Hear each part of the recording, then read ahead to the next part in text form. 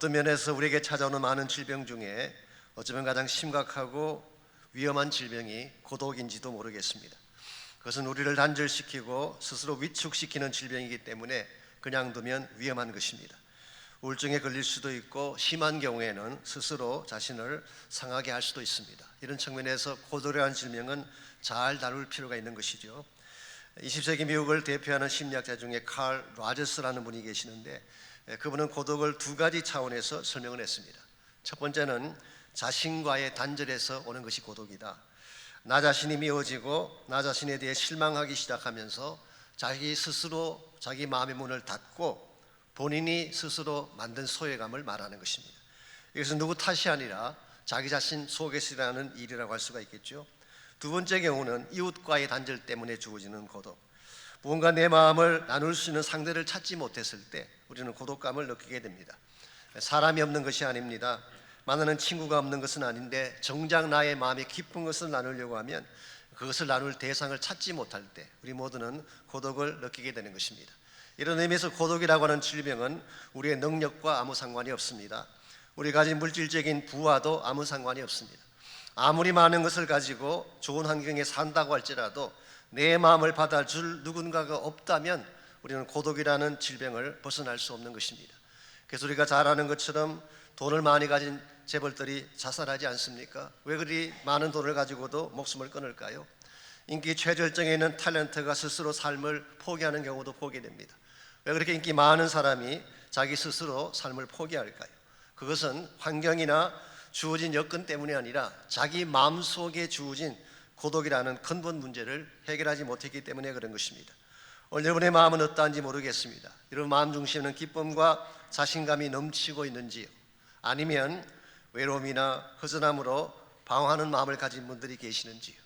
솔직히 말씀을 드리자면 정도의 차이는 있지만 우리 모두에게는 고독의 정상이 있습니다. 채워지지 않는 마음이 있고 그 결과 외로워하고 쓸쓸함을 느낄 때가 있는 것입니다. 인생의 고독에 대한 근본적인 처방은 환경이나 계절에 있는 것이 아니기 때문이에요. 정말 우리가 인생의 고독을 해결하기를 원한다면 하나님께로 나아가야 됩니다. 그분만이 우리의 빈 마음을 채울 수 있고 우리 심령 속에 텅 빈 가슴을 하나님의 새 능력으로 채워주실 수가 있기 때문에 하나님 만나지 않고는 참된 의미에서의 고독을 해결할 수가 없습니다. 혹시 여러분 가운데에 혼자라는 생각, 외롭다는 생각, 그래서 누구도 나를 도울 자가 없다는 생각 가운데 잡혀 사는 분이 혹시 계신다면 오늘 아침 여러분 모두에게 참된 축복을 안겨줄 하나님께로 나오시기를 바랍니다. 성경 말씀에 의하면 하나님은 여러분과 저를 위해 최상의 축제를 준비하시고 함께 먹고 마시자고 초청하고 계십니다. 예수님께서 말씀하신 많은 비유 중에 천국 비유가 나오는데 대다수의 비유는 잔치에 대한 비유를 말씀하세요. 천국은 feast, 잔치가 이루어지는 곳입니다. 하나님은 이 땅에 사는 동안에도 여러분과 저를 위해 축제를 준비하시고 하늘나라 가게 되면 하나님께서 준비하신 큰 축제가 예비되어 있는데 우리 모두를 초청해서 하나님만이 주실 수 있는 축복의 은혜와 교제를 나눠주기를 원하시는 것입니다. 문제는 하나님이 이와 같이 여러분과 저에게 축제를 예비하시고 축복을 나눠주시기를 원하지만 이것을 누리지 못한다는데 오늘 여러분과 저의 문제가 있습니다. 어떻게 하면 이 세상이 나에게 주는 위로가 아니라 하나님만이 주시는 위로를 받고 우리의 고독한 마음이 해결되고 더 기쁨이 충만한 인생으로 변화될 수 있을지 오늘 같이 봉독한 본문을 가지고 이것을 함께 나눠보려고 합니다. 오늘 같이 읽은 본문에 보시게 되면 그리스도인들이 참여해야 될 참된 축복의 교제가 어떠한 것인가에 대한 말씀이 오늘 본문에 기록이 되어 있습니다. 먼저 14절 말씀 보시면 그런즉 내 사랑하는 자들아 우상 숭배하는 일을 피하라 그랬어요. 여기 우상 숭배하는 일이라고 하는 것은 더 정확하게 말하면 이방 신상을 만들고 그 앞에 축제를 벌였던 이방 신들의 축제를 말하는 것입니다. 옛날 고린도 지역에는 주피터나 아폴로나 비너스 같은 우리 헬라의 신화에 나오는 신들을 섬기는 많은 제단들이 존재했다고 합니다. 그러다 보니까 고린도 교회 다니시는 성도들 가운데도 이 축제에 참석을 하고 축제가 끝난 후에 그게 바쳐진 제물을 나누어 먹고 마시는 사람들이 있었던 것 같습니다. 여기에 대해서 바울은 너희들이 그것을 피해야 된다. 문자적으로 해석을 하자면 도망치라 그런 뜻이에요. 그 근처에는 아예 얼씬거리지도 말라 그렇게 고면하고 있습니다. 자, 왜 사도 바울이 우상의 제물을 함께 먹는 문제에 대해서 이처럼 단호하게 말씀하고 있는 것일까요? 이건 지난번에 소개해드렸던 것처럼 단순히 우상에 바쳐진 고기를 시장에서 사 먹는 것하고는 다른 케이스입니다. 여기에 대해서는 8장을 다룰 때 이미 말씀드린 것처럼 우상은 아무것도 아니고, 그러므로 우상에 바쳐진 제물도 아무것도 아니기 때문에 이건 먹든지 먹지 않든지 상관이 없다는 말씀을 드렸습니다. 오늘 본문의 케이스는 그런 케이스가 아니에요. 아예 우상의 축제에 참석을 하고 이방신을 섬긴 후에 그 앞에 모여서 함께 이방신에게 바쳐졌던 제물을 나누어 먹는 것을 말하는 것입니다. 이것은 하나님이 절대 용납할 수 없는 잘못된 관행이라고 할 수가 있습니다. 그래서 20절을 보시면은 무릇 이방인이 제사하는 것은 귀신에게 하는 것이요 하나님께 제사하는 것이 아니니 나는 너희가 귀신과 교제하는 자가 되기를 원하지 아니하노라. 여기서 사도 바울은 이방 신상에 가서 그들과 함께 축제에 참석하는 것은 바로 귀신과 교제하는 것이다, 그렇게 말하고 있습니다. 이렇게 귀신하고 번역한 이 단어가 demons, 사실은 다이아모니온이라고 하는 그 당시 헬라의 신들 가운데서도 잡신을 의미하는 단어입니다. 신화 속에 나오는 신들, 그 신들도 사실은 아무것도 아니라고 말씀드렸죠. 문자 그대로 mythology, 신화에 나오는 인물에 불과한 것입니다. 그런데 이와 같은 신화에 나오는 이방 신들을 섬기는 축제 뒤에는 악한 영들이 있다는 것입니다. 이 악한 영들을 오늘 보면은 demons, 귀신 혹은 악령이라고 표현을 냈고, 만일 이와 같은 축제에 참석을 하게 되면 결과적으로 귀신과 한 몸이 되어서 교제하는 것이 된다. 그러므로 이것은 절대로 해서는 안 된다고 말씀하고 있습니다. 여기서 귀신과 교제한다고 할 때 교제라고 하는 이 단어가 헬라말로 코이노누스라는 단어, 코이노니아의 현재 분사형을 사용하고 있습니다. 코이노니아가 무슨 뜻인가요? 교회에서 많이 쓰는 용어이죠. 일반적으로 fellowship, 교제라고 번역을 하는 것입니다만은 사실은 그보다는 조금 더 깊은 의미를 담고 있습니다. 한 몸이 되어서 모든 것을 쉐어링하고 나누는 것을 코이노니아라고 부르는 것입니다.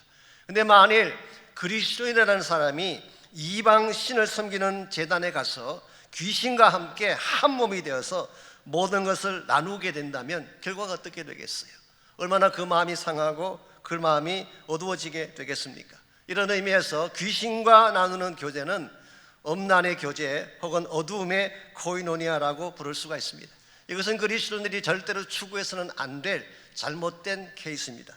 그 반면에 우리가 추구해야 될 교제가 있습니다. 그것은 바로 예수 그리스도의 축제에 참여함으로써 그리스도와 함께 나누는 코이노니아, 이것이 바로 오늘 본문이 말하고 있는 축복의 코이노니아입니다. 16절을 보시기 바랍니다. 우리가 축복하는 바 축복의 잔은 그리스도의 피에 참여함이 아니며 우리가 떼는 떡은 그리스도의 몸에 참여함이 아니냐. 이게 축복의 잔, 떼는 떡이라는 이 단어는 바로 이것이 주의 만찬에 참여하는 것을 의미한다는 것을 밝혀주고 있습니다. 주의 만찬은 예수님께서 제정한 것이죠. 그러나 그 기원은 사실은 구약 성경에 나오는 유월절에 그 기초를 두고 있습니다. 유월절 만찬에는 사실 잔이 하나만 있는 것이 아니고 4번 있습니다.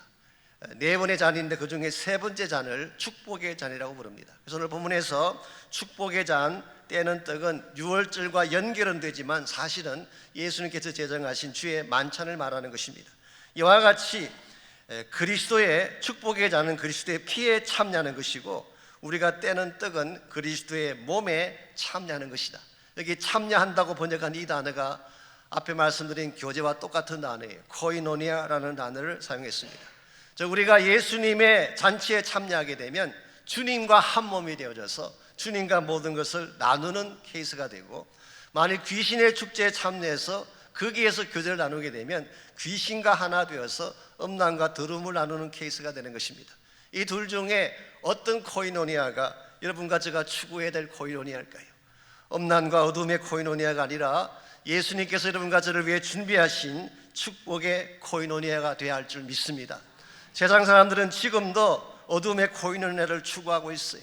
술을 마시고 음란을 추구하고 쾌락을 추구함으로써 사실은 멸망을 향해 가고 있는 잘못된 코이노니아를 추구하는 것이 이 세상 사람들의 관행이라고 말한다면, 여러분과 저는 예수 그리스도가 준비하신 하나님의 축제에 참여를 하고 주님과 더불어 깊은 교제를 나누는 축복의 코이노니아에 참여한 자가 되어야만 우리 인생의 문제도 해결될 수가 있고 홀로됨의 아픔과 고독도 처리할 수가 있게 되고 하나님이 기뻐하시는 진정한 차원의 복을 누리며 살 수가 있게 되는 것입니다. 그러므로 이 시간 우리가 물어야 될 질문이 바로 이것입니다. 어떻게 하면 이 험악한 세상 가운데서 예수 그리스도의 축제에 참석을 하고 그분과 함께 코이노니아를 나누며 우리 인생을 살아갈 수 있을지, 오늘 본문에 보시게 되면 주님과 함께 코이노니아를 나누는 데 꼭 필요한 세 가지 삶의 요소가 오늘 본문에 소개가 되고 있습니다. 첫 번째로 여러분과 제가 참된 코이노니아인 주님과의 교제를 이루어가기를 원한다면 제일 첫 번째로 필요한 것이 소속감이에요. Sense of belonging. 먼저 여러분과 제가 그리스도 안으로 들어와서 그분에게 소속이 되어져야만 그분과 교제하는 것이 가능하다, 그런 뜻이에요. 16절을 다시 보시면요, 이것은 주의 만찬에 대한 것이라고 말씀을 드렸는데요, 사실 초대교회에서는 주의 만찬을 매주일 모일 때마다 했어요. 모일 때마다 그들은 every Sunday 주의 만찬을 했어요.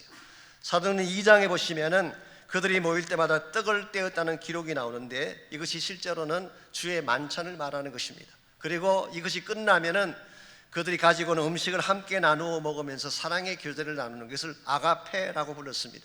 이것은 나중에 제가 11장, 12장을 다룰 때 좀 더 자세히 소개를 해드리겠습니다.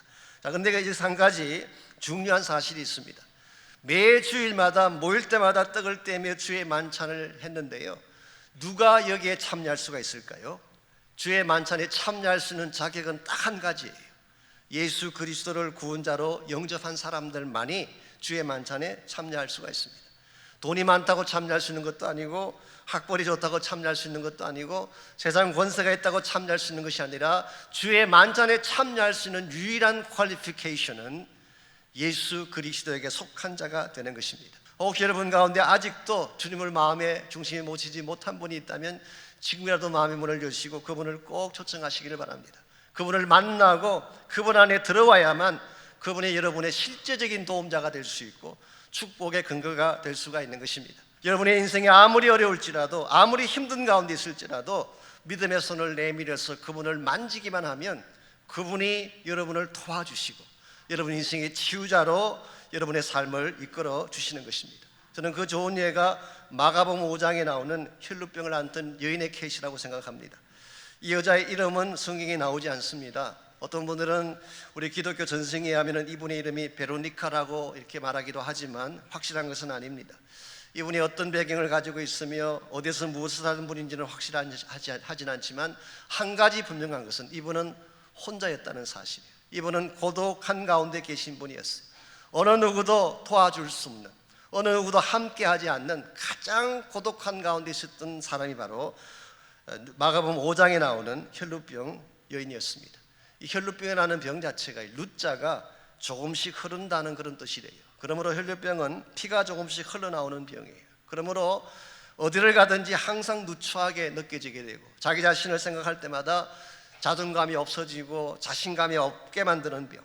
특별히 구약 성경인 레위기에 보게 되면 이 혈루병을 나병과 같이 취급을 했어요. 그래서 사람들이 이 사람 곁에는 다가서지 않습니다. 직장도 가질 수가 없고 가정도 가질 수가 없고 직업도 가질 수가 없는 이와 같은 처지의 사람. 특별히 구약 성경은 성전에 들어가는 것도 금지를 시켰어요. 영적으로, 개인적으로, 사회적으로 모든 사람이 다가오지 못하는 혼자만 살았던 인생, 사람들이 나타나면 죄인처럼 숨어야 했던 인생, 이와 같은 삶을 이 여인이 얼마 동안 했다고요? 12년 동안 해왔어요. 12년 동안 이와 같이 고독한 가운데에 홀로됨의 고통을 느끼며 살아도 보니까 얼마나 그 삶이 지치고 힘들었겠습니까? 그런데 어느 날 예수님께서 데가볼리 사역을 마치고 가버나움으로 돌아오신다는 소식이 들려왔어요. 그때 이 여인의 마음속에 저분을 만나면 나의 이 질병을 고침받을 수 있겠구나. 그래서 그는 수많은 사람들이 운집해 있는 그 주님께로 다가갔어요.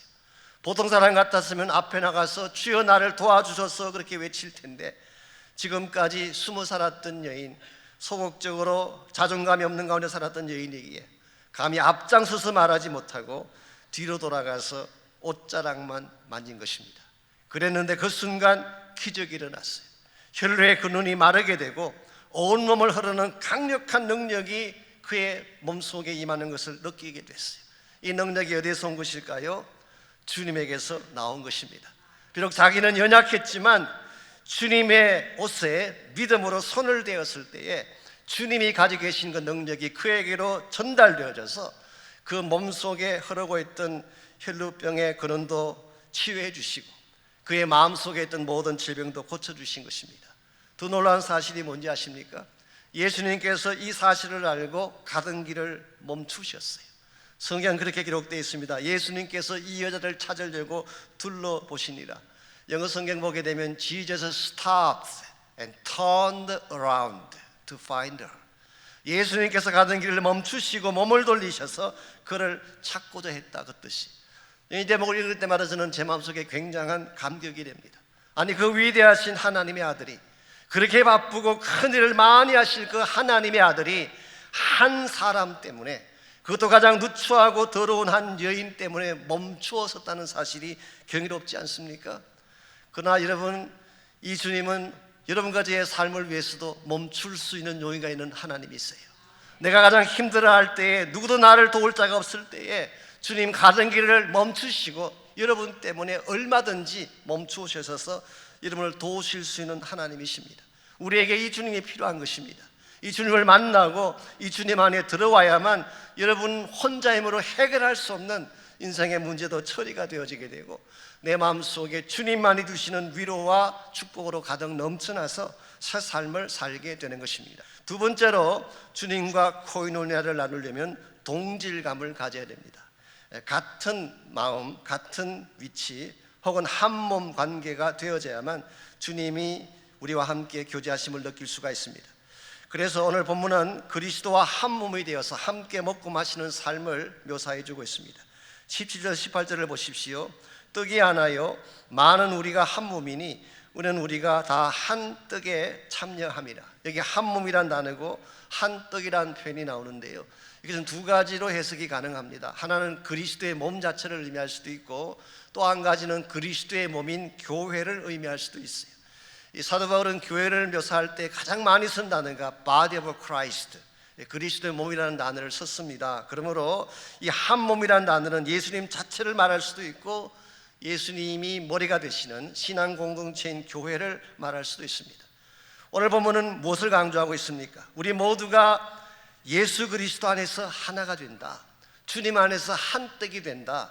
비록 우리의 개성도 다르고 배경도 다르고 모든 것이 다 다르지만 그리스도 안에서 하나가 될 때 우리 삶 속에 진정한 차원의 위로가 가능하고 회복이 가능하다, 이 사실을 강조하고 있습니다. 아시는 오늘 이 시대는 개인주의가 팽배한 시대입니다.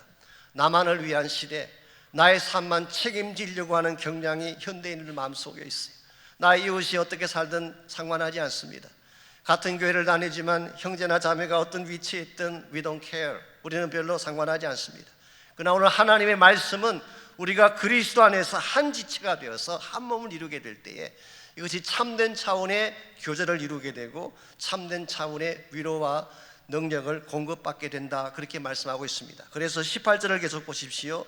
사도 바울은 구약 성경에 나오는 유명한 제사 하나를 그 예로 들고 있습니다. 육신을 따라 난 이스라엘을 보라, 이 유대인을 말합니다. 제물을 먹는 자들이 제단에 참여하는 자들이 아니냐. 이것은 사실은 레위기 7장 5절에 기록되어 있는 화목 제사를 오늘 본문이 묘사한 것입니다.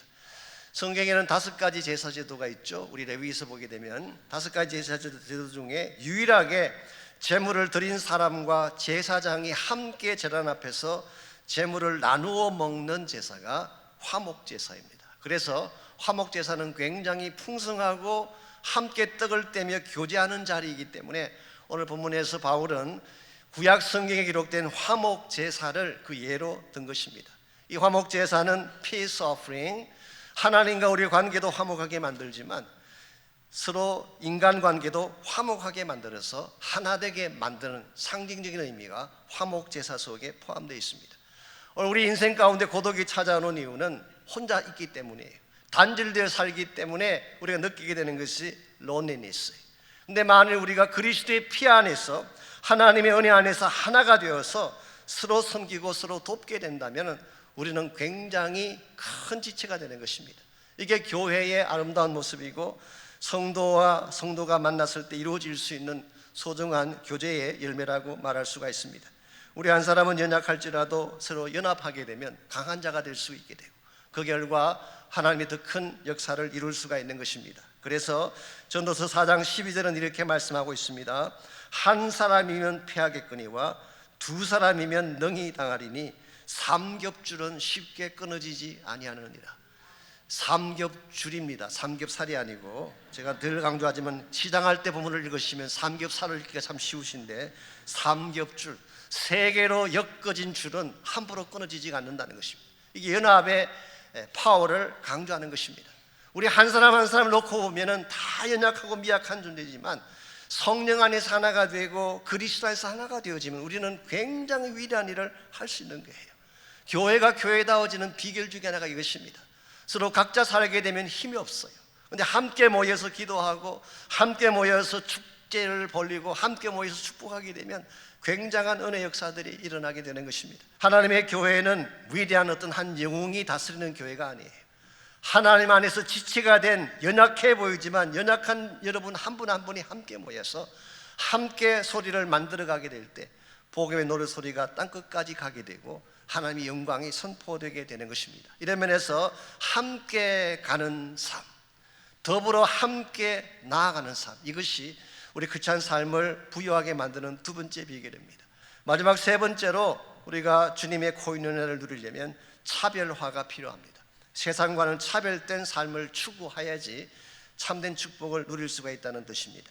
21절과 22절을 보시게 되면 사도 바울은 굉장히 스트롱한 경고와 함께 참된 능력의 원천 하나를 우리에게 소개하고 있습니다. 먼저 21절 말씀 보시면 너희가 주의 잔과 귀신의 잔을 겸하여 마시지 못하고 주의 식탁과 귀신의 식탁에 겸하여 참여하지 못하리라고 했어요. 자, 주님의 잔은 우리 주의 만찬 석상에서 드는 잔이에요. 그런데 귀신의 잔은 우상을 섬기는 우상 제단 앞에서 드는 잔인데 이 둘을 동시에 마실 수가 있을까요? 있을 수가 없습니다. 같이 갈 수가 없는 거예요. 혹은 오늘은 주의 만찬에 참석을 하고 내일은 우상의 만찬에 참석을 해서 오늘은 주님을 찬양하고 내일은 우상을 노래하는 삶, 이게 과연 가능한 삶일까요? 이것은 불가능한 것입니다. 이것을 성경은 혼합주의라고 부릅니다. 싱크레티시즘. 구약 성경을 읽어보시게 되면 이스라엘 백성이 멸망했던 근본 원인이 여기 있습니다. 여러분, 북왕국 이스라엘도 우상을 섬겼고 남쪽 왕국인 유다도 우상을 섬겼어요. 둘 다 우상을 섬겼습니다. 우상을 섬겼다고 말하니까 하나님을 버리고 우상만 섬긴 줄 알지만 아니에요. 하나님도 섬겼어요. 그들은 성전에 나가서 제사도 드리고 예물도 드리고 예배도 드렸습니다. 동시에 바알도 섬기고 아세라 목상도 섬긴 거예요. 하나님 이것을 굉장히 혐오하셨어요. 특별히 역대하 33장에 보시면은 므낫세 왕이 유다를 다스릴 때에 하나님의 성전 안에 아로새긴 목상을 세웠다고 기록하고 있습니다. 하나님의 성전은 하나님이 임재하시는 거룩한 장소이고 하나님을 예배하는 처소인데 그 하나님의 성전 안에 우상을 섬기는 목상을 함께 만들었다는 거예요. 이게 소위 말하는 싱크레티시즘, 종교 혼합주의라고 부르는 것입니다. 이것이 바로 이스라엘 백성의 멸망의 이유이고 동일한 원리로 오늘날도 혼합주의의 삶을 추구하게 되면 우리 크리스찬 삶이 망가지고 파괴되어질 가능성이 많습니다. 솔직히 우리가 교회 나와서 예배드릴 때는 하나님을 찬양하지 않습니까? 교회 나와서 예배드릴 때는 누가 봐도 하나님께서 준비하신 축복의 잔을 마시는 것처럼 보이는데 여러분, 세상에 들어가면 어떻게 되나요? 세상이 나에게 주는 잔도 마시지 않나요? 쾌락의 잔, 음란의 잔, 탐욕의 잔을 마실 때가 많지 않습니까?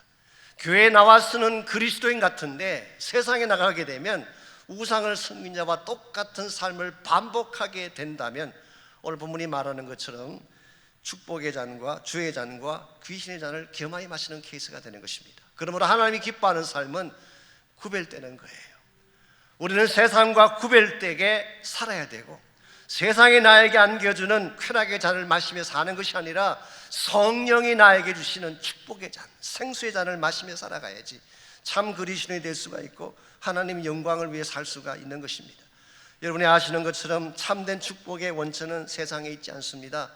진정한 회복과 능력의 원천도 세상이 줄 수 없어요. 오직 하나님 한 분만이 여러분과 저에게 진정한 차원의 복을 줄 수가 있게 되고 생수와 능력을 부어주실 수가 있는 것입니다.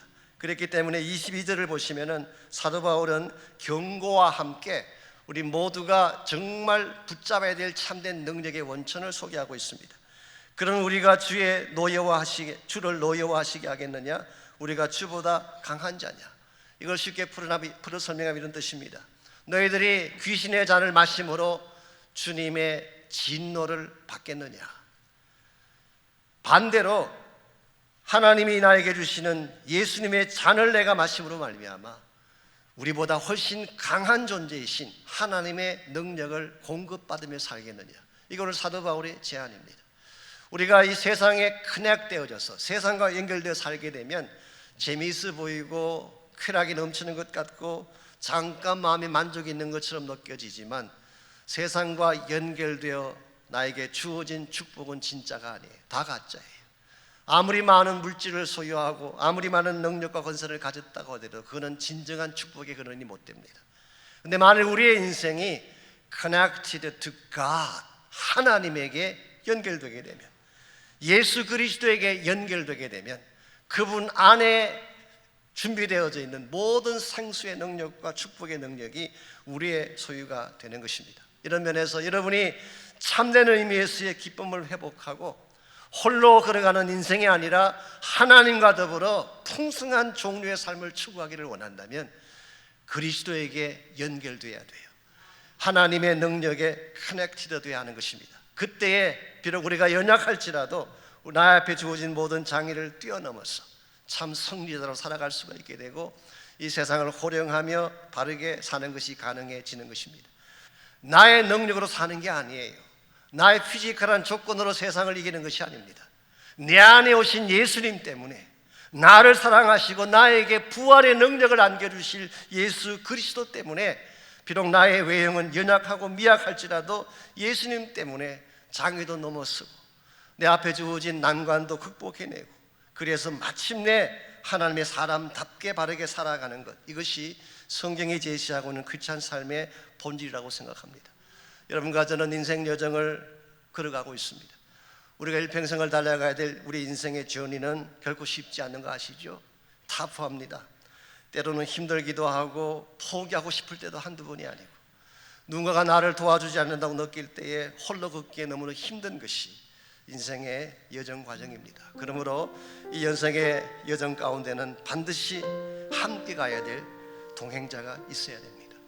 어떤 순간에도 손을 놓지 아니할 동행자, 어떤 상황이 찾아와도 내 편이 되어서 나를 도와줄 수 있는 동행자, 그리고 가장 나의 누추한 것을 다 보여주어도 아무 뒤탈이 없이 끝까지 나를 사랑하실 동행자가 필요합니다. 그분이 누구일까요? 여러분과 저를 위해 이 땅에 오시고 죽으시고 부활하신 예수 그리스도 한 분밖에 없습니다. 오늘 아침 여러분이 그분을 꼭 만나셔야 돼요. 그분 만나지 않고는 인생의 문제를 해결할 수도 없고 남아있는 인생의 여정을 완주하며 달려갈 수는 힘도 들 수가 없습니다. 그러나 그분 만나게 되면, 그분을 통하여 능력을 받게 되면, 그분과 영적인 교대를 나누며 참된 코이노니아를 나누며 살게 되면 어떠한 역경이나 어려움이 찾아와도 여러분 그것을 넘어설 수 있게 되고 참 하나님의 영광 위에 달려갈 수가 있게 됩니다. 이런 면에서 혹시 아직도 주님 만나지 못한 분이 있다면 마음의 문을 여시고 주님을 꼭 초청하시기를 바라고, 예수님 만난 분들은 이 시간 여러분의 인생을 그분에게 맡기시고 믿음의 손을 내밀어서 그분을 꼭 붙드시기를 바랍니다. 주님 나를 도와주십시오. 나의 동행자가 되어주십시오. 나 혼자 걷기에는 너무나 힘이 듭니다. 주님 나의 동행자가 되어주십시오. 이와 같은 고백으로 하나님께 기도하고 결단하고 헌신하면 좋겠습니다.